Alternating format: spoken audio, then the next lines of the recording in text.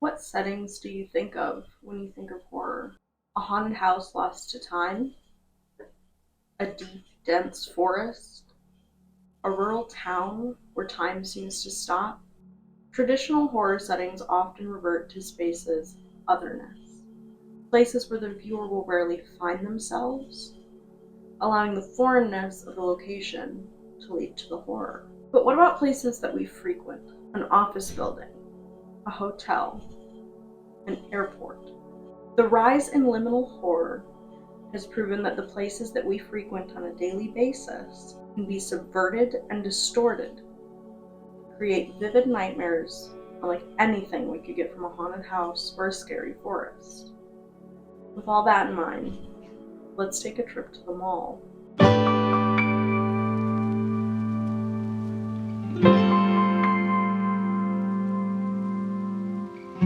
Kane Parsons, often referred to by his YouTube username Kane Pixels, is most famous for his short film Backrooms found footage and its subsequent sequels.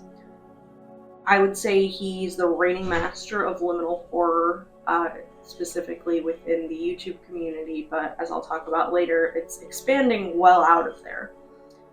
So, with that being his skill set and what he's known for, who better to take a shopping mall and turn it into a living nightmare? With his newest series, The Oldest View, Kane introduces us to Wyatt, a college-aged vlogger who stumbles across a hole with a winding path of stairs that eventually leads to an underground shopping mall. Wyatt, eventually becoming trapped on his third ill-conceived trip to the underground mall, learns he's not alone. A lumbering wheeled sculpture of Julian Reverchon, a Texas botanist we're introduced to at the beginning of the series, seems to follow his every move. The videos take the viewer on a journey of terror, tension, and deep self-reflection. While I've given a small description of what The Oldest View is, I urge you, before you continue watching this video, to go watch the original videos. I've linked them below. I will not be able to do this series justice. It is such a visual treat and such a masterful horror experience that I don't want to rob you of that. I'm not going to go blow by blow into the details of the plot either, so I suggest that you go watch the original. It's only 3 videos. It ranks in at just above an hour. You do not want to miss The Oldest View. So please, this is your chance to stop and go watch it.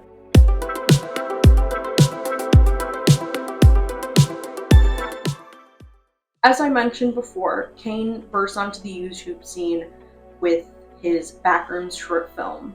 And if you are not familiar, say hello to my cat Eileen. Hi Eileen.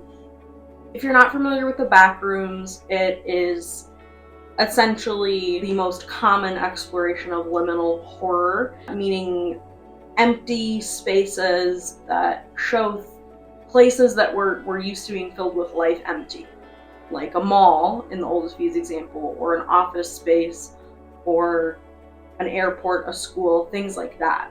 And the Backrooms is essentially a different plane of existence where you can no-clip out of reality into this timeline and get stuck in the Backrooms. So this appeared on 4chan and Reddit well before Kane created Backrooms found footage, but his video went more viral than any other Backrooms creation, and I think it's simply because he's massively talented at visual effects, at Blender and After Effects. His spaces look real. It's so insane. Like, I cannot understate how incredibly talented he is.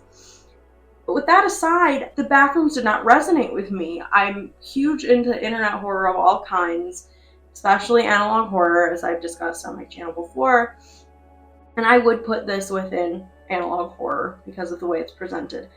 But I just was not drawn to it. Kane very much felt like the Christopher Nolan of internet horror to me, where I can't argue with the technicality of it, like, super compelling, but I just can't quite connect with it.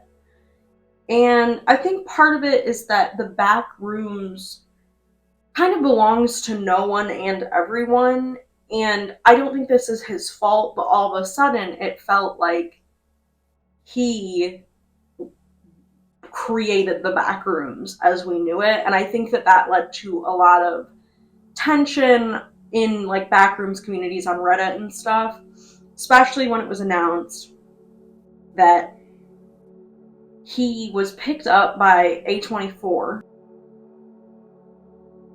to create a Backrooms feature-length film, and this deal was brokered when he was just 17 years old. So there's just a lot riding on this one short film. It's really, he's done some fan animations that are again, beautifully constructed, but again, nothing really feels super original until you get into, he does kind of flesh out the Backrooms lore to be his own thing, but it involves this corporation that is responsible for creating the Backrooms, and I personally think the beauty of liminal horror is the open-endedness and the unexplained. And he was able to capture that with The Oldest View. And with The Oldest View, I finally saw the full scope of Kane's talent. And it's vast.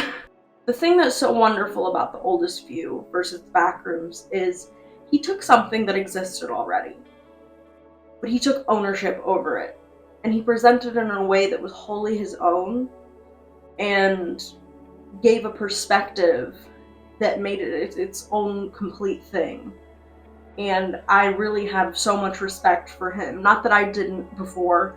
Obviously his talent, you can't not recognize how talented he is, but as a filmmaker, writer, and artist all around, this has led me to have a new level of respect for him. So I've said previously that, you know, this was born from the internet, similarly to the Backrooms. The Oldest View was born when Kane saw a photo of the now infamous Reverchon giant that I mentioned earlier, sculpted by Texas artist Kevin Obregon, sitting alone in the empty Valley View Center in Dallas, Texas. He saw this photo. He just kind of saved it and thought, you know, this is compelling, but just kind of sat on his hard drive, went on to make Backrooms, all that, and then he came back to it. And this resulted in a hunt for more information. What is this thing? Where is this? You know, and this led to him getting into contact with Kevin Obregon, the artist, and even led to him getting the blueprints for the Valley View Center from the city of Dallas. So this was a good old-fashioned internet hunt. And in a stream he did with Wendigoon, he went on to talk about how much he values the hunt of something on the internet. And I think that's something that probably most people watching a video on something like this can relate to.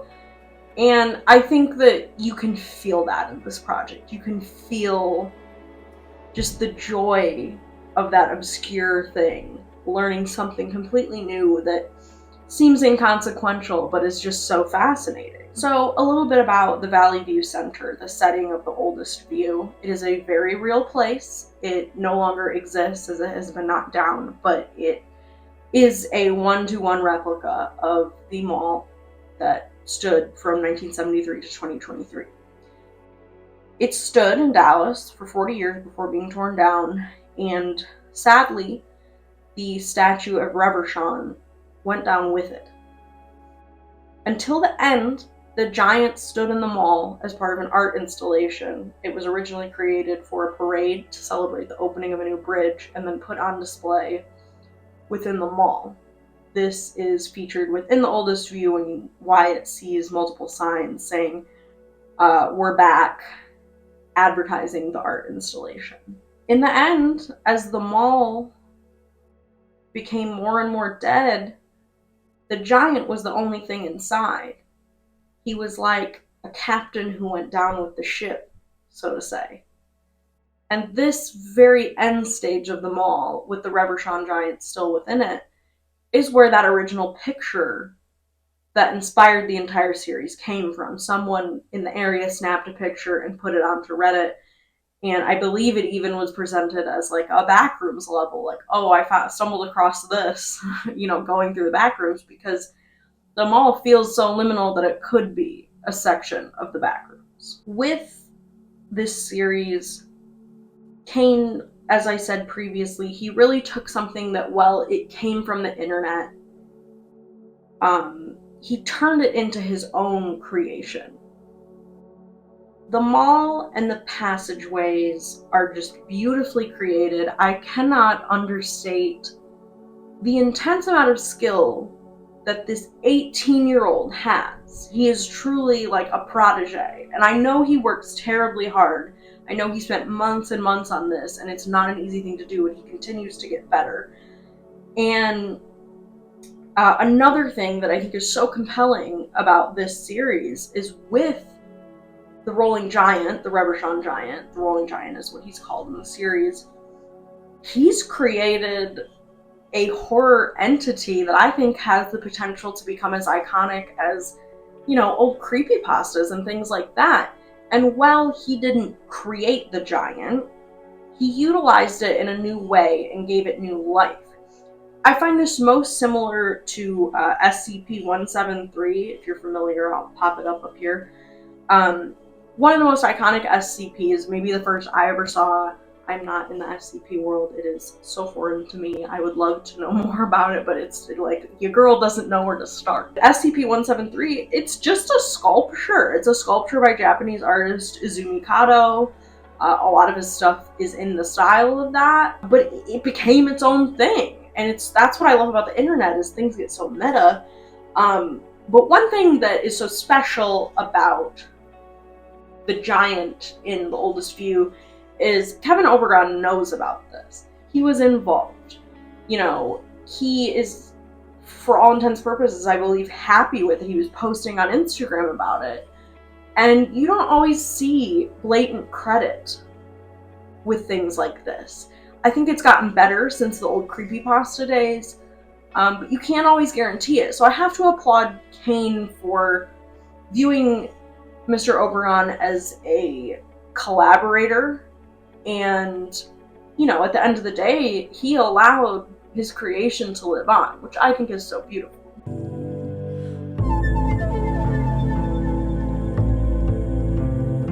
Now, to really get into what stood out for me about this series, and this is the reason I even wanted to make a video. I don't want to sit here and analyze what it means and, you know, do a play-by-play. There are much better YouTubers that can do that. I just want to give my perspective, mostly because I've been sitting with it since I watched it, and I just want to articulate it to someone because I think it's beautiful. I think the series is beautiful and tragic and terrifying. So, obviously, it's terrifying. It's scary. It's one of the scariest things I've seen in a long time. I am very affected by liminal horror. It really gets under my skin and stays with me and chills me to the bone, the way that I think Uncanny Valley stuff does for some people. I see some people talk about the Mandela Catalog and describe it in a way that I feel about liminal horror. And that's why things like Skinamarink were so effective to me, and pretty much the entire body of work of Kyle Edward Ball and Bite-Sized Nightmares, because they live in that liminal world. But Kane has tapped into that in a way that I've never seen from anyone else. And there's something about a clean, well-maintained mall that has not a soul in it. It just feels wrong. The danger red flags go up. It's just not natural. And of course, the tension of Reverchon and Wyatt, the pursuit, the chase, it's incredibly tense. It's paced incredibly well. At the end, when I finished watching it, I had to wait for my heart rate to go down. It really stressed me out.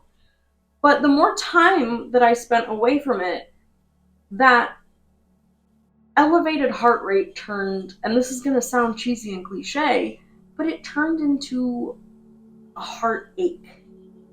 And I felt sad. So I had to stop and think, what is this making me think of? What is this feeling that it's conjuring in me? I myself am no stranger to urban and suburban decay. I grew up in Metro Detroit. I spent the first 18 years of my life living there full time. Detroit is a place that is notorious for its abandonment. Abandoned houses, theaters, schools, churches, businesses. It's gotten better and it's gotten worse. It's just familiar to me. The emptiness of a building is just a fact of life to me. 15 minutes from my house, there was a mall called Summit Place Mall.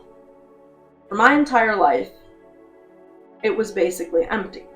There were a few flagship stores that remained by the time that I was alive. It was just in decline for my entire existence. And it had been huge. It was the first indoor mall that was ever created in Michigan. It had many stores throughout its years, but it just sat as a husk for so long. The line from Arcade Fire's song The Suburbs to Dead shopping malls rise like mountains beyond mountains was always the perfect descriptor to me for Summit Place, because it had just become part of the landscape. It was just there. It served no purpose. It just existed. I permanently left Michigan in 2019, and so did the mall. It began to be demolished in 2019. And I know that my experience with a dead mall is not unique. I'm sure that almost everyone watching this has one of their own. When I moved from Michigan to Savannah, Georgia in 2015, I traded Summit Place Mall for the Savannah Mall. The difference was the Savannah Mall was alive, a little bit. It wasn't completely abandoned. There was still some life to it. It still was a functioning mall. I firsthand experienced its slow death. On my husband and I's first date, which we didn't even know was a date at that time, we were at the Savannah Mall, and we were walking through waiting to meet friends at the movie theater across the street, and even then, it just felt weird.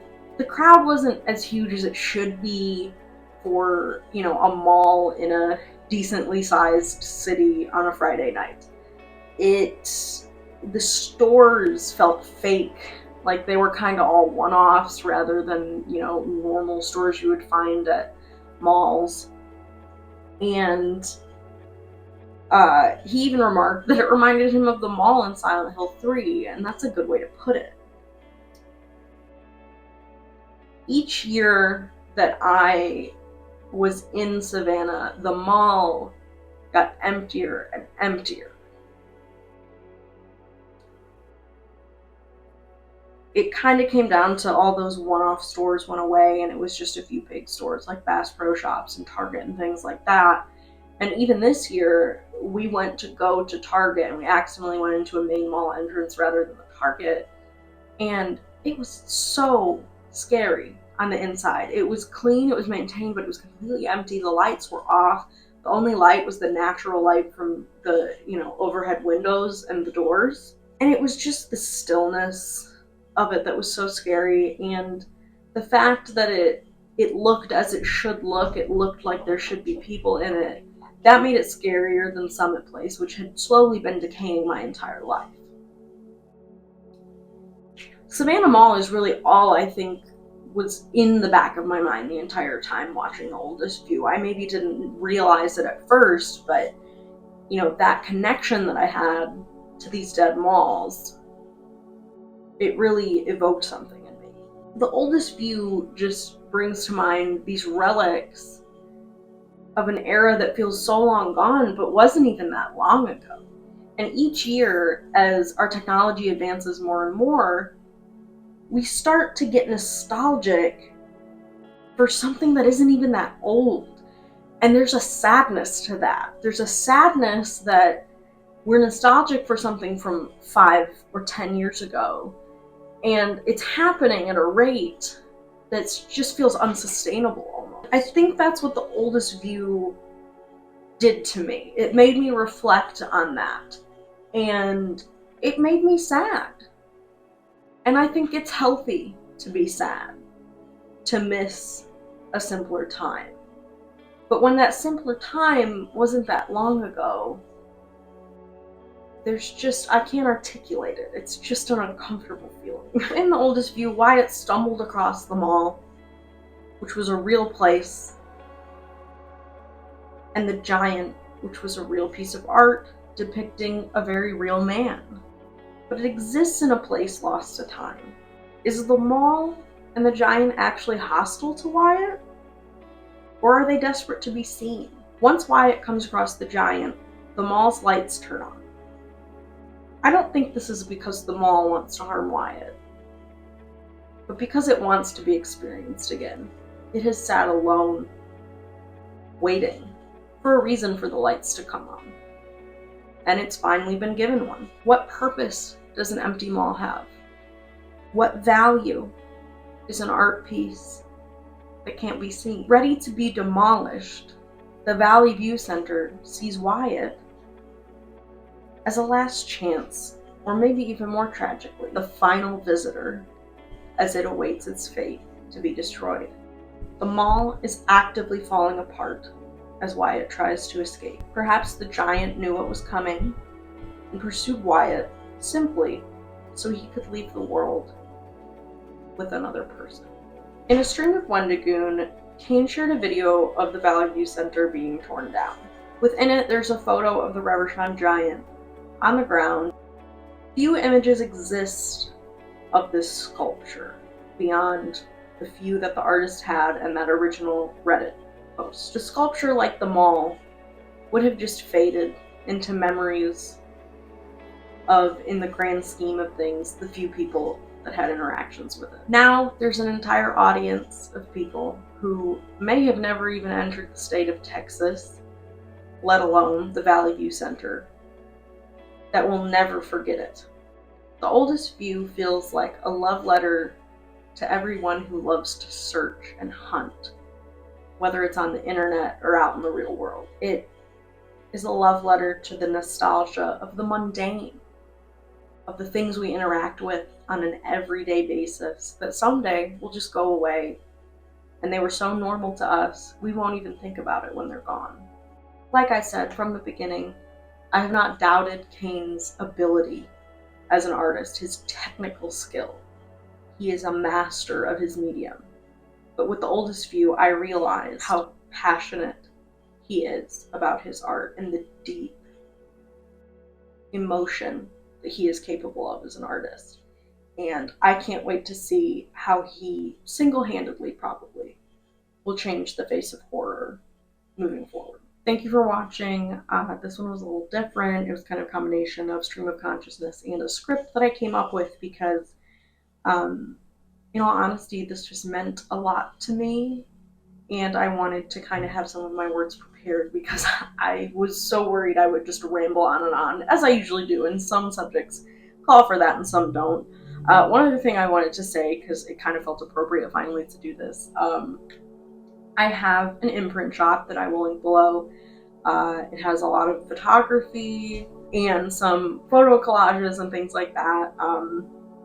You know I don't have a ton of viewers, but just wanted to get it out there to anyone else who's interested. So that'll be linked below. Please feel free to buy a print or two if you would like. And I hope y'all like the oldest view, and I hope y'all like my thoughts about it. I would love to know what y'all think, because I think it's a very open-ended work of art, and that's why to me I can't do a lore analysis on this, because I think there's so many different things that can be said about it. And I definitely recommend you check out the stream with Wendigoon and Kane Pixels and Alex Kister on Wendigoon's second channel, Wendigang.